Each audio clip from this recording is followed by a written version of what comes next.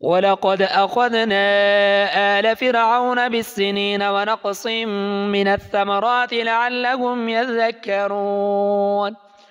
فإذا جاءتهم الحسنة قالوا لنا هذه، وإن تصبهم سيئة يطيروا بموسى ومن معه، ألا إنما طائرهم عند الله ولكن أكثرهم لا يعلمون.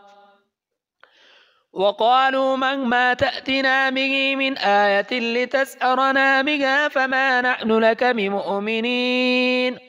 فأرسلنا عليهم الطوفان والجراد والقمل والضفادع والدم آيات مفصلات فاستكبروا وكانوا قوما مجرمين. ولما وقع عليهم الرجز قالوا يا موسى ادع لنا ربك بما عهد عندك لئن كشفت عنا الرجز لنؤمنن لك ولنرسلن معك بني إسرائيل. فلما كشفنا عنهم الرجز إلى أجل هم بالغوه إذا هم ينكثون فانتقمنا منهم فأغرقناهم في اليم بأنهم كذبوا بآياتنا وكانوا عنها غافلين. وأورثنا القوم الذين كانوا يستضعفون مشارق الأرض ومغاربها التي باركنا فيها وتمت كلمة ربك الحسنى على بني إسرائيل بما صبروا ودمرنا ما كان يصنع فرعون وقومه وما كانوا يعرشون.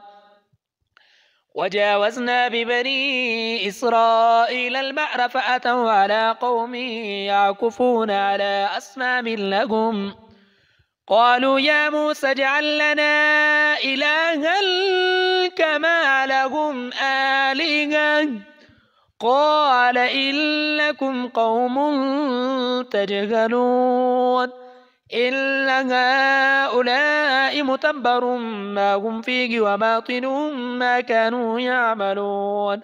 قال أغير الله أبغيكم إلها وهو فضلكم على العالمين.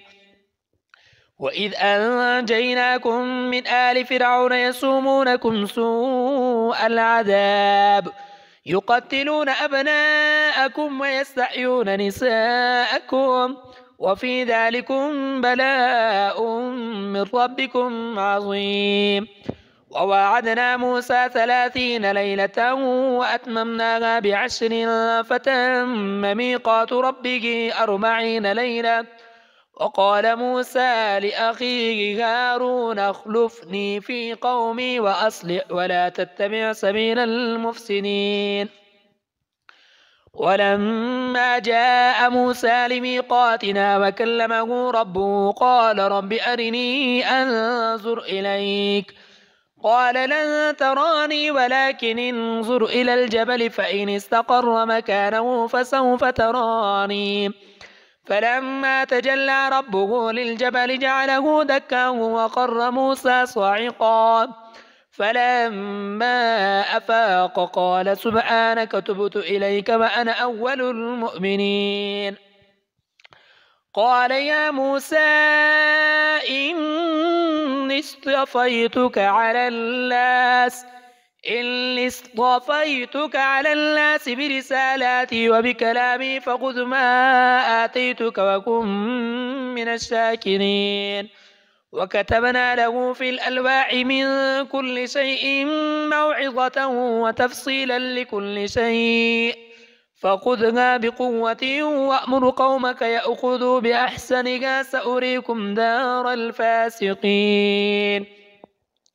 سأصرف عن آياتي الذين تكبرون في الأرض بغير الحق وإن يروا كل آية لا يؤمنوا بها وإن يروا سبيل الرشد لا يتخذوه سبيلا وإن يروا سبيل الغي يتخذوه سبيلا ذلك بأنهم كذبوا بآياتنا وكانوا عنها غافلين.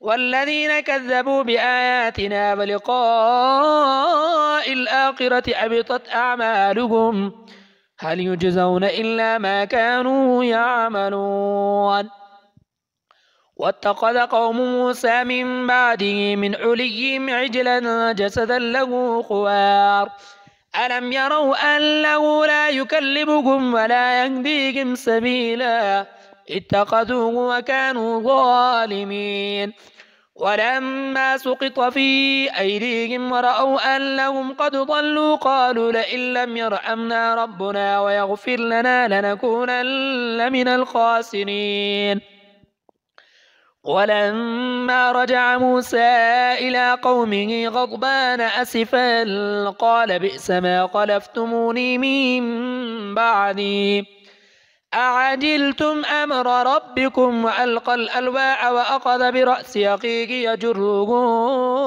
إليه قال ابن أم إن القوم استضعفوني وكانوا يقتلونني فلا تشمت بي الأعداء ولا تجعلني مع القوم الظالمين قال رب اغفر لي ولأخي وأدخلنا في رحمتك وأنت أرحم الراحمين